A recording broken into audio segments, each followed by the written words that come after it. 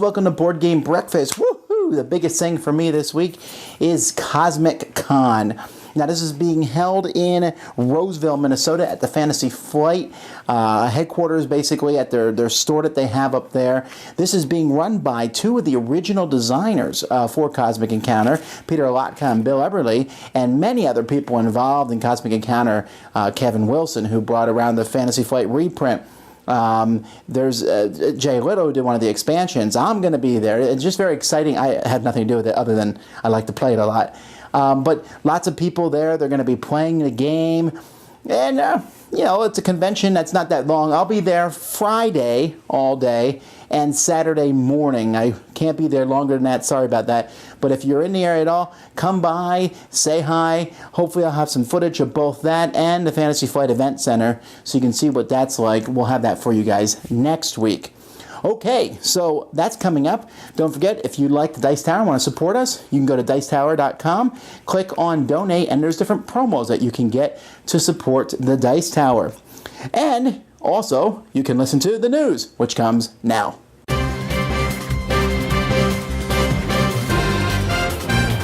Well, we've learned a little bit more about the next Dice Master sets that have come out. Uncanny Dice Masters will be coming out in Q4 of this year. And then in 2015, the next three sets of Dice Masters are DC Dice Masters Justice League, which is going to be exciting to play DC versus Marvel, Dungeons & Dragons Dice Master, and Age of Ultron has been announced. That's pretty cool. So that means there's even if that's all the sets they ever released, that's a ton of different dice, and it'll be fun to play with those. NSKN has announced a new game called Vasel by Andrei Novak. He's the same guy who designed Exodus Proxima Centauri. In this game, you're a master builder trying to influence Louis XIV. Really? Okay, well, that's so unique. But hey, Exodus Proxima Centauri is a really cool game, so you never know. Lookout/Mayfair has announced a new game, Johari, which is a game in which you're a gem dealer. Also another theme that seems to be used a lot. In the markets, buying and selling gems. But Lookout puts out some pretty impressive games, so this should be interesting. A new company has been founded, Renegade.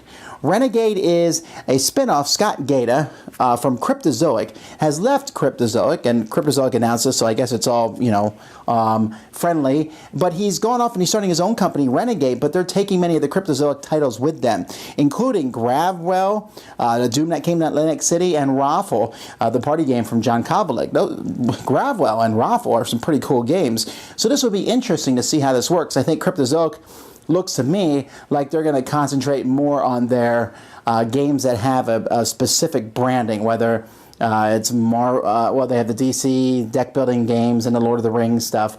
So who knows where this will line up, but we just talked a couple weeks ago about one company buying another. Here we have one company birthing another. So hey, it all evens out. And then Games Workshop announced another reprinting of Space Hulk. It's limited, I'm sure. Whatever, the last one was limited. If you'd like to pay a whole lot of money so that you can put together miniatures to play a game that's pretty much the same as games that cost less money and have just as cool miniatures, then buy Space Hulk. I know I'm going to get hate in the comments. I've never even played Space Hulk, so I'm sure it's a good game. I've just never been willing to shell out that money for it. So that's the news on the Kickstarter news.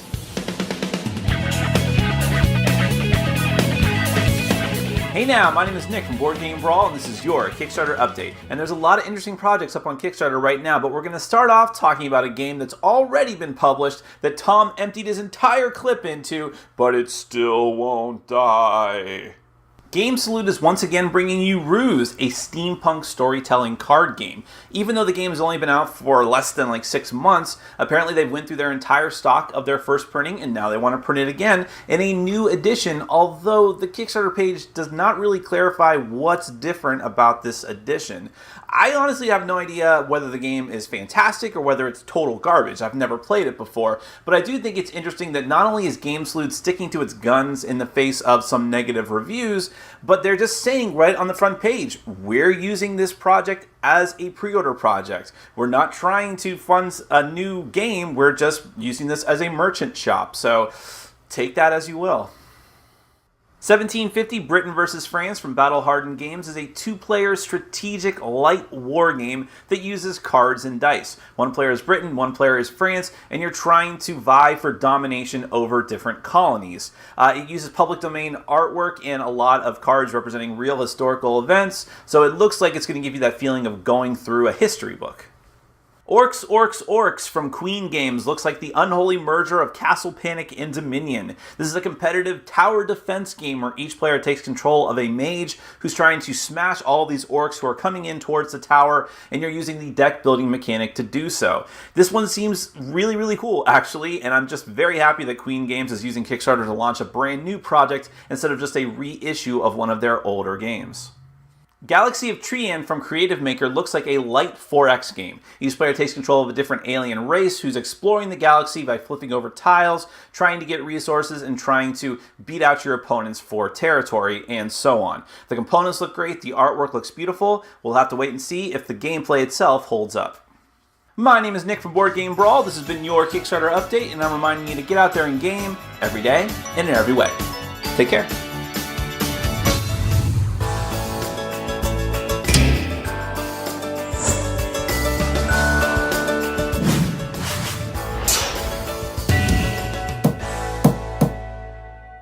If you notice, the shelves behind me look slightly different than they have in previous videos, if you're the person who notices that sort of thing. And that's because over the weekend, I resorted out my games and just rearranged the shelves a little bit. And I also culled about 20 more games from my collection, putting in some of the newer games that I've gotten recently. I always get requests from people and saying, hey, what games are you keeping? What games are you getting rid of? Well, I don't really like keeping a tracking list of that for a lot of reasons, and I've talked about that before. But what I will do is I'll start showing you one shelf a week. And that will let you, and I'll tell you why I kept those games. They could be for various reasons. Maybe my kids like the game, my wife, or it fits in a certain situation, or I like it a lot. So here's to this week's shelf. First, we have a heavy Euro game, Lookout Games, Le Havre. And even though I really also like Caverna a lot, Le Havre just really has cemented this is a great 2 to 3 player game. And if I'm in the mood to play this sort of thing, and I really like this one. This one has seen a lot more play than many of the other games in my collection. Pals is a Carrera is actually a newer game in my collection. I've had it since last year. When they announced the Spiel des Jahres nominees, this was one of them. I picked it up, and I really have enjoyed it. It's light. It's a mid-weight Euro game. Now, there's a lot of games that meet that category, though, so I don't know how long this will be in my collection, but for now, it's one I like. Then I have 2 boxes here, Flashpoint and Extreme Danger, but both these have all the expansions that are currently out for Flashpoint. Flashpoint is a cooperative game about rescuing people from fire. I really enjoy it, and even if I didn't enjoy it, it's such a great game to teach new people. And then right next to it is Pandemic. This is the expansion box, Pandemic in the Lab, but I managed to fit everything in almost. They really need to make these boxes a little bit bigger. But this is everything from Pandemic in one box, and I also highly enjoy that. And they fit together kind of well. These are the 2 games that I often use to teach new people cooperative games. A great shelf. All right, Internet, this is a stick-up. Give me all your money and nobody gets hurt. Nah, I'm just kidding. This year, 2014, at Gen Con, Asmodee Editions and Repos Productions presented the 2nd edition of Ludovic Maublanc's Cash and Guns. I'm here to tell you about the difference between the old game and the new game.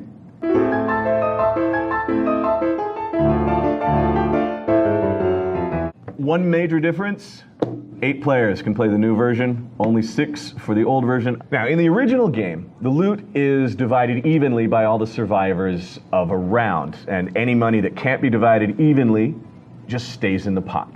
In the new game, there is a drafting mechanism. There are always 8 cards laid out, and all 8 cards are going to get claimed. Now, there are also only 2 types of bullet cards in the new game. In the old game, you had clicks, you had bangs, and you had bang, bang, bangs. Bang, bang, bangs meant you were shooting faster than anybody else at the table, therefore you could shoot somebody before they had a chance to shoot you back. In the new game, it's just clicks and bangs. Another addition that the new game adds is the Godfather mechanic. The Godfather has 2 main privileges in the game. Number 1, they get first choice of loot. Number 2, they have the privilege to change someone's target. The final big change in the new edition is that the loot isn't just money anymore. In this game, there are bills, of course, but there's also diamonds and paintings. The more paintings you collect over the course of the game, the more valuable your overall collection is worth. The person who has the most diamonds gets a $60,000 bonus in the form of the giant diamond. There's also loot that isn't money at all. First aid lets you get rid of all your wounds, so if you're on death's door, boom, suddenly you're back in the game, Goomba. The clips that you can take out of the loot pile, that means that you get to take a spent bullet card back out of the discard pile, and now, maybe, you've got another bang at your disposal. As long as you're not married to the old mechanics, I think you're going to find that the new version is really satisfying and still a lot of fun to play.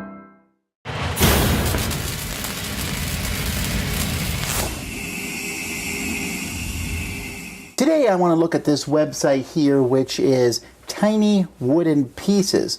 And this is just a comic strip about board games. And now that seems like something that there might be a lot of. There actually isn't many of them. That's because it's hard to do. It's hard to have humor and have a knowledge about board games. This has the first time I've ever seen a wood for sheep joke that I actually laughed at in this comic. And let's see, it's posted every week. There's one on each Friday. And so this last one I think was about Dead of Winter. And yeah, here it is, where a guy has all these medical supplies that are hidden inside his jacket, and so they exile him.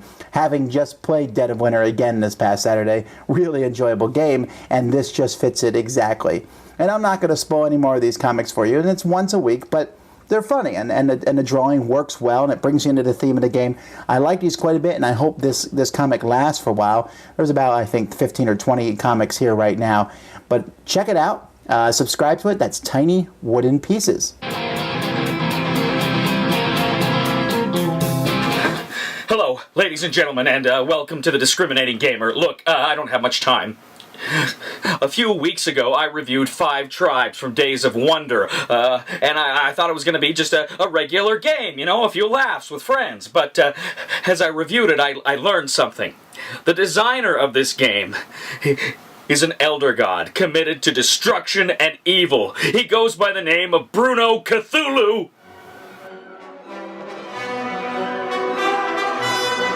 Only the sick depths of a monstrous soul could come up with a game of worker manipulation on such a scale. Only the depths of purest darkness could produce a system where you have to bid for turn order and then move meeples around and place camels on a board.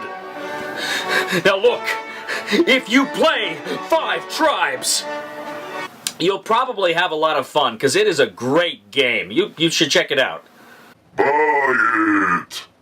Yeah! Somebody help me on my feet again, and I don't.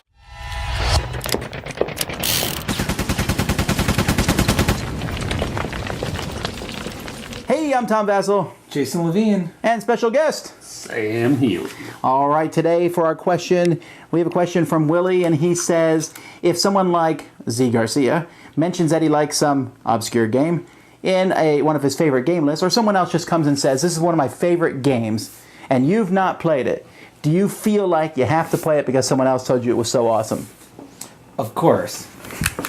If someone told you a game was terrible, would you feel like you had to play it? No, I would feel like I had to avoid it if someone told me it was terrible. But like at Gen Con recently, Z came up, he's like, you have to play 5 Tribes. You have to play 5 Tribes. It's awesome. And then I went to the table and I played 5 Tribes, and I went around telling other people how awesome it was. And then everyone was going around telling everyone how awesome the game was. And I think it just spirals. Everybody everywhere. All right, what about you? Well, in the case of Z Garcia, I would probably actively avoid the game. But well, no, maybe not. He has brought some pretty good games to the table. But I don't know. I guess it depends on the person and what I know about them and how much overlay their likes are with my likes. If I know that we like the same kind of games and they say you need to try this game out, then yeah, I want to go out and try it. But if I know that they are an avid Euro gamer, Ryan Mitzler, I usually say, yeah, I think I'll probably stay away from that game. So it really depends on who's saying you need to try the game. Wait, didn't I get you to play Yunnan? And that's a total Euro game. How did I get you to play that one? Because you lied. No, I said it was it's, a Euro. it's not so much that. When I'm in a group, I'll play what the group wants to play. But if somebody comes up to me and says, you need to try this game out, if it's a person that I know is an avid Eurogamer, I'll probably say, no thank you. Or I'm not going to break my arm trying to get it played. There are some folks in our group who, if they tell in our gaming group that they say this game's really good, I lose all interest in it. And other people will say, oh, this game's really fun, and I'll be like, oh, I kind of like the same games. It all depends on the person, really. Right. So that's it. If you guys have questions for us, you can always email us at dicetower@gmail.com. See you next time.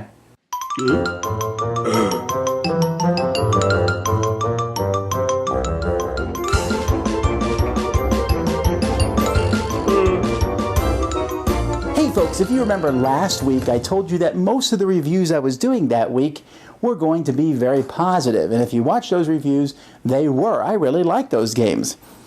Not so much this week. There are a few games, let's see, of the 10 games. I'm trying to review 10 games a week, and I've done that since Gen Con. And of the 10 games that I have here in front of me, which I'm not showing you because I don't want to spoil it, let's see, negative, negative, positive, negative, positive, negative, positive, positive, positive, negative. Well, oh man, oh well. That's okay though, because the positive ones are really good. And the negative ones they're not that atrocious. Then you might like them anyway. So check that out. Lots of reviews coming from me. And the top 100 lists are over from Z and Sam. But this week, we have the top 10 list coming from me, Z and Sam. Our top 10 war games. I'm sure that will create somewhat of a buzz. And then next week, keep an eye, next week, both my top 100 of all time and Dan King's top 100 of all time will be coming at you. And then, of course, other reviews. I think Ryan Metzler will be reviewing Panamax this week. We got some other reviews coming your way, so don't worry. Plenty of content on this channel. And, of course, if that's not enough for you, DicetowerNetwork.com has plenty of podcasts and places you can listen to about your favorite things. Oh, and check out Dice Tower, the audio podcast. This coming Tuesday, Eric and I completely spoil Risk Legacy. Talk about everything we've seen in the game. So you can listen to most of the podcast. It's at the end where we talk about Risk Legacy, and we'll tell you, turn it off now if you don't wish to be spoiled. But we've been dying to talk about it now, so that was our chance. Anyhow, lots of cool stuff coming out this week. Let's move on.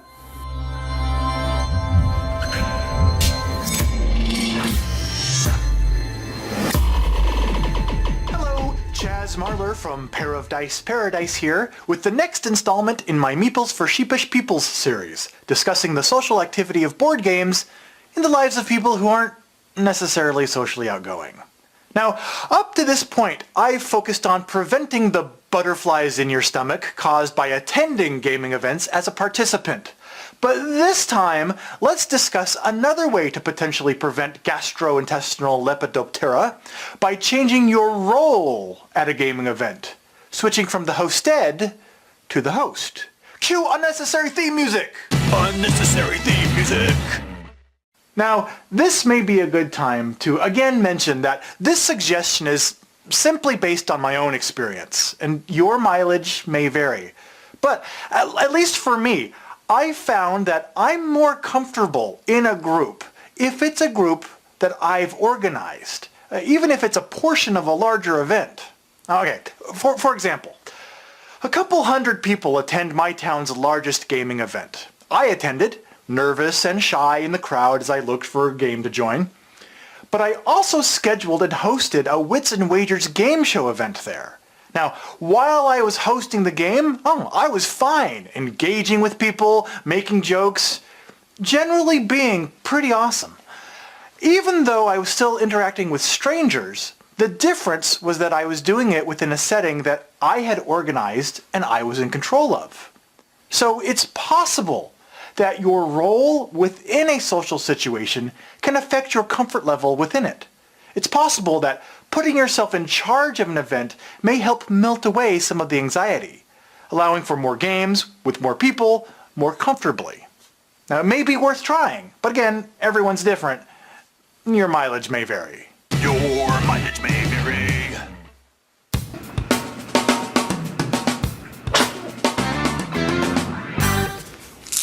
today we're taking a look at what else? Dice towers. Now these dice towers are from Fox Tower, and they were printed with a 3D printer, and they're made of the same material that Lego bricks are made out of. Now there's 3 sizes, and there's 2 colors. There's black and gray. And my good friend Sam Healy has taken a look at these already, and he says he thinks he can dry brush these and make these look really cool.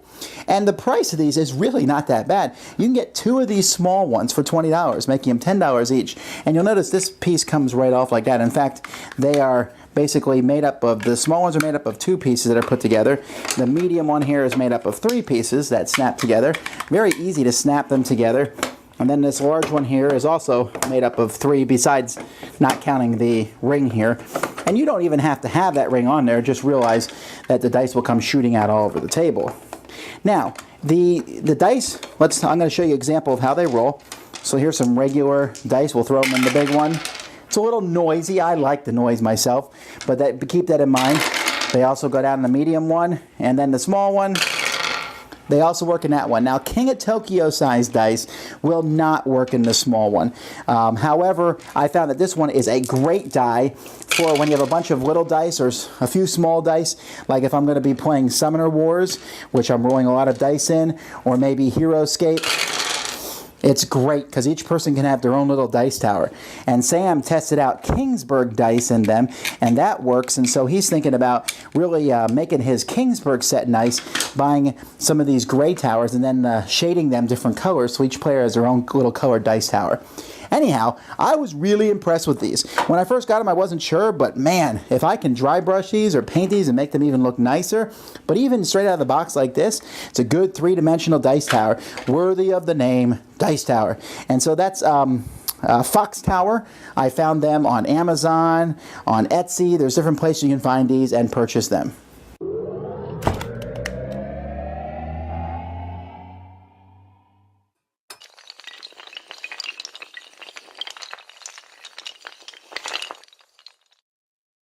Hi, Suzanne here with this week's featured board game app.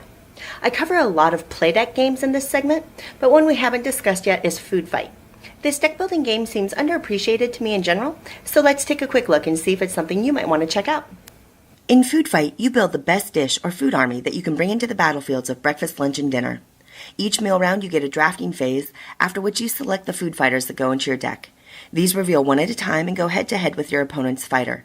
Highest card wins a mint, most mints wins a round, and you play meal rounds until someone gets 10 points. The randomness of the draft combined with the deck building and the random reveal is likely the biggest turnoff to gamers, but there is strategy in drafting and serving the most reliable card combos. I also really like the instant cards you can play from your hand that impact the battle. It adds a nice extra layer of planning. Because it's playdeck, the production quality is very high and the art looks great on the screen. That said, like other text-heavy card games, you'll be doing a lot of tapping to zoom into the card to read, even on a tablet screen. There is, of course, also a great tutorial and multiple AIs. One odd thing is that the online play is managed through Game Center instead of Playdeck's normal proprietary system like that you use in Lords of Waterdeep. The highlight of Food Fight, without a doubt, is the campaign mode. In this single-player option, you are pitted against a series of mascots and their underlings.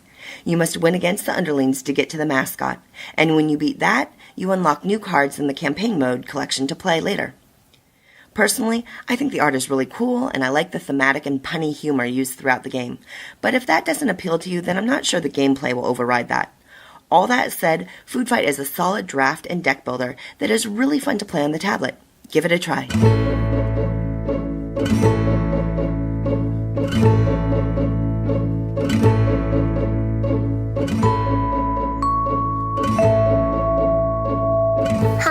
I'm Ian from Open Box Games Jr.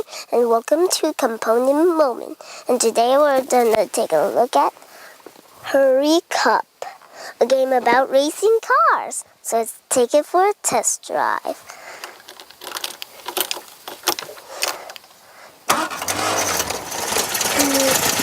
Actually, let's go home because it's easier to show you the components on the table.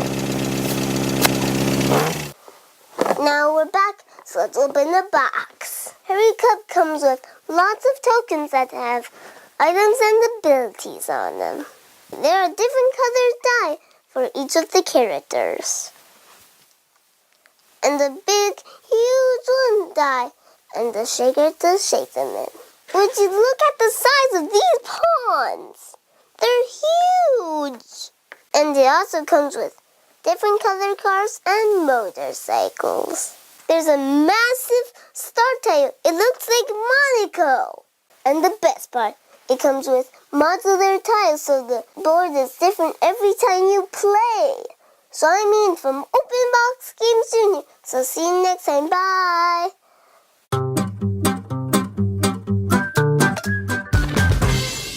Hey folks, today I just want to talk about something that is not that important at all, but something that is entertaining and interesting to think about, and that is setup versus takedown time. Now, if you play in my play group, most people are often very happy because when we're done with a game, let's say we've just finished playing Abyss, all right? This is a game with this fearsome looking guy in the cover. Now, if you opened up my copy of Abyss right now and you looked at the piece inside, you might be horrified, but you wouldn't be because they're actually all nice and straight. But for most of my games, that when we're done playing them after the first time or two, I'll tell everybody, just throw it in the box. They throw it in the box, I go home, and that's when I do my component drops, and then I sort everything out neatly when I'm done with that. That's me. That's a rare thing. But you know what? I've seen people do that before. When a game is over, they sweep everything in the box, and they go home, and they want to be the person who carefully puts everything away. Now, I personally think that if the person isn't like that, if there's someone who starts sorting it out there, that if you play a game, it's your responsibility to help put that game away. Come on, guys. I've played games before everyone starts, and one guy gets up and wanders off. Like, where are you going? Oh, I'm going to go try out this game. Maybe you want to help clean up this one? Especially if it has a lot of pieces. Setup time can also be a lot for games too. And I know some people will take a lot of effort and they'll put all the pieces in the bag that you need to set up the game with. So your bag will have your starting money, it will have all your color pieces in it will have your starting cards. For a game where you have a lot of things you start with, it's all in there ready to go, everything's sorted out, ready to go. And so my curiosity is, and I'd love to see this in the comments here below the YouTube video, which would you prefer? Which do you prefer? Do you prefer to take a whole lot of extra time at the end of a game, bag everything up very neatly, and get those starting bags set so that when you're ready to play a game, you open it up and just pull everything out and you're ready to go? Or do you put the game away neatly, but you don't really care if you have the starting setup. You're willing to take more time to set up at the beginning of the game because when you start the beginning of the game, that's when people have time to talk and you're explaining some of the game as you set up, and it's people are kind of settling in to play the game. Obviously, I just gave you all my reasons. That's what I do. I don't necessarily have to have a bag with everything ready to go. I have some of my games like that, but for the most part, I'd rather put the game away quickly and take longer setting it up. But I know people, like Sam Healy, for example, are the complete opposite of me. And I'm just curious what you would think. Now, so I don't know. Setting up a game can be a pain in the neck, and taking it down can be a pain in the neck, but it's stuff that needs to be done. And I think it should be done neatly. You should take care of your components. You should put them in, I throw all mine in a box when I'm about to do a component dump. But after that, I'm trying to be very careful. I usually have different bags for each grouping. If the person who's putting the game away is very specific with how the game is put away, I listen to them too. What goes in this bag? Where does this go? Check with them first. Anyhow, I guess that's not a very thoughtful Tom thinks, but I'm just curious what you guys do. Take more time setting the game up or take more time tearing it down?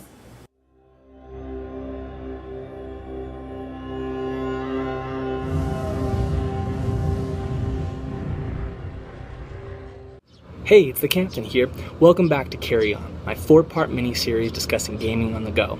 Today, on the final episode, we're going to be looking at some simple solutions for sandy situations.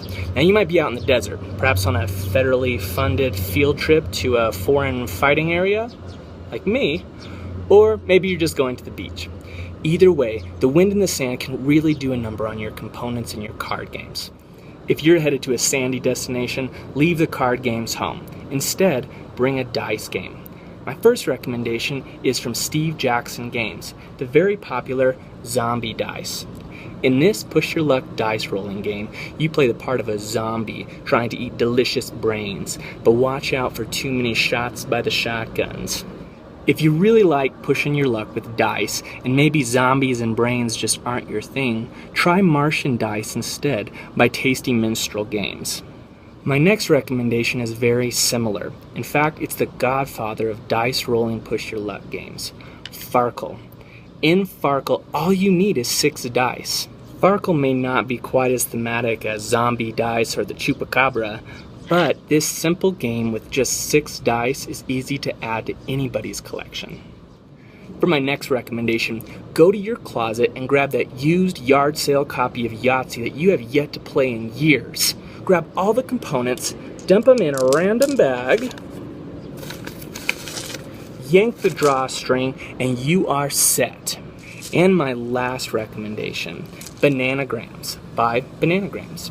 In this Scrabble-like game, I recommend 3 to 5 players. You'll get to make your own crosswords, but there's a couple of different variants of the rules. It's a ton of fun, easy to take with you. Give it a try. And that's it for now. I hope you've got some great ideas for gaming on the go. Get out there, have some fun. Until next time, carry on. Well, that's it, folks. I got some reviews to get cracking before I fly out to St. Paul this week and see some of you guys at the Fantasy Flight. While I'm there, I play Cosmic Encounter. Maybe I'll get a chance to play Imperial Assault. That'd be cool, too. But anyhow, that will be fun and exciting. And, man, there's just so many great things coming up. There are games that I'm still looking at. There's a few games I'll be talking about this week that are pretty cool, and some that aren't so cool, but there's also games in the future. Man, I played a game this weekend that was just super hard. Killed us, and I still like the game. But I'll talk about that in an upcoming week. Anyway, until next time, I'm Tom Vasel, and you've been watching Board Game Breakfast. Thanks for watching Board Game Breakfast. Tune in each week for your daily dose of gaming goodness with Tom Vasel and all the gang. Until next time, I'm Eric Summerer, and you've been watching Board Game Breakfast, a Dice Tower production, sponsored by Cool Stuff Inc., an amazing place to buy board games. Cool stuff, in stock, at CoolStuffInc.com.